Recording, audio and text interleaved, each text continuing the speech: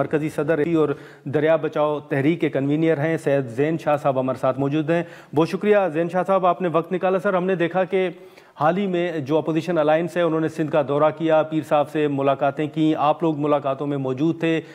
آپ بتائیے گا کہ کیا گفتگو ہوئی ہے اور پی ٹی آئی کیا چاہتی ہے؟ دیکھیں، انہوں نے جو موضوع رکھا ہے وہ یہی ہے کہ سپریمیسی آف کانسٹیٹیوشن.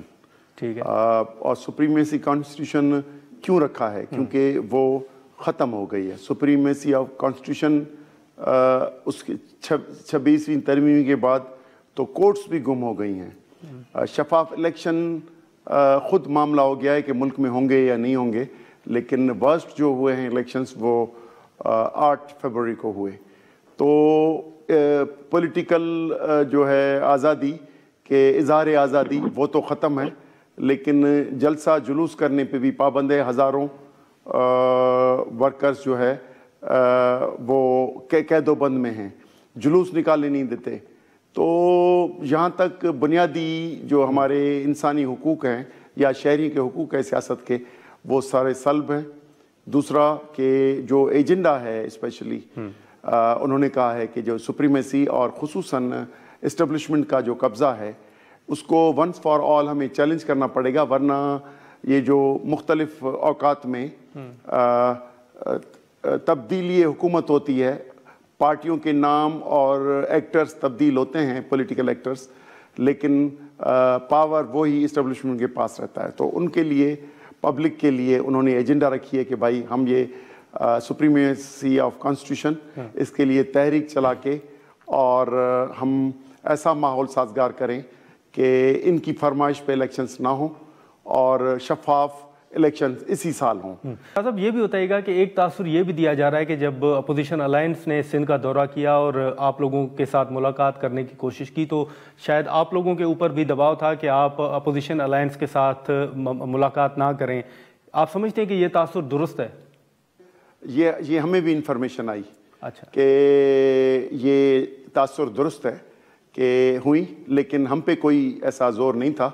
لیکن بات یہ آپ کی درست ہے. کافی حلقوں سے جو ہمیں ملے انہوں نے پرائیویٹلی ہمیں بتایا کہ ہمیں کہا گیا کہ میٹنگز میں نہ جائیں. ٹھیک ہے. لیکن شاہ صاحب، جیسے آپ نے ذکر کیا کہ انتخابات کے حوالے سے یا جو ایجنڈے کے حوالے سے آپ نے بات کی، اب اس میں تو پاکستان تحریک انصاف کے انتخابات کے حوالے سے جو تحفظات ہیں وہ سندھ کے حوالے سے تو بہت کم ہیں. اگر وہ سندھ کے حوالے سے بات بھی کرتے ہیں تو صرف کراچی کی حد تک ہی وہ بات کرتے ہیں. آپ سمجھتے ہیں کہ ان کے تحفظات سندھ کے حوالے سے بھی ہیں؟ سندھ کے اندر بھی کوئی انتخابات کے حوالے سے اس حد تک خرابیاں ہیں جس طرح وہ دیگر صوبوں کے حوالے سے بات کرتے ہیں؟ یقیناً الیکشن کا ایک معاملہ ہے اور الیکشن جال سازی، موبائل فون نیٹ ورکنگ بند کر کے اور ڈپٹی کمشنر اور اسسٹنٹ کمشنرز کے معرفت الیکشنز کرائے گئے. جوڈیشری کا کوئی رول نہیں تھا. تو کوئی سندھ میں بھی جال سازی کے تھرو الیکشنز اور ballot papers printed Pakistan Peoples Party کے لوگوں کو دیے گئے اور کراچی میں خصوصاً تو پھر دوسری بھی اس کی اتحادی جماعت کو دیے گئے. تو یہ فیک تو ہے، لیکن ہمارا جو انٹرسٹ ہے وہ یقینی طور پہ یہ ہے کہ ماورائے آئین جو اقدام اٹھائے گئے ہیں جس میں ہم سمجھتے ہیں کہ فیڈریشن کے بنیادی تصور کے خلاف ہے. عمر ایوب نے اور سلمان اکرم راجہ نے نیشنل اسمبلی سے لے کر کراچی، حیدرآباد یا آج کی کانفرنس بھی جو ہوئی اس میں کلیئرلی اٹھا رہے ہیں کہ پنجاب کی زمینیں آباد کر کے یا دوسروں صوبوں کی آباد کر کے سندھ کو بنجر بنانے کے ہم خلاف ہیں. لیکن سر، وہیں پہ خود بلاول بھٹو صاحب کو اعتراضات ہیں. وہ تو کہہ رہے ہیں کہ کراچی کے اندر ان کی نشستیں کم ہوئی ہیں. دیکھیں، وہ غلط بات کرتے ہیں بلاول ہمیشہ، اور خصوصاً الیکشنز پہ، کیونکہ ان کو کراچی میں 4 سیٹیں اور زیادہ دی گئیں اور باقی سندھ میں ان کو اوپن چھوڑا گیا. یہ تحفظات اسی طرح ہے کہ جس طرح پانی پہ چیف منسٹر جھوٹے تحفظات دیتا ہے اور بلاول کہتا ہے کہ انوائرمنٹ کی وجہ سے پانی کم ہے. پھر جو اپنی مردم شماری پہ جو کچھ پچھلے سال ہوئی اس پہ بھی ریزرویشن انہوں نے ڈالی.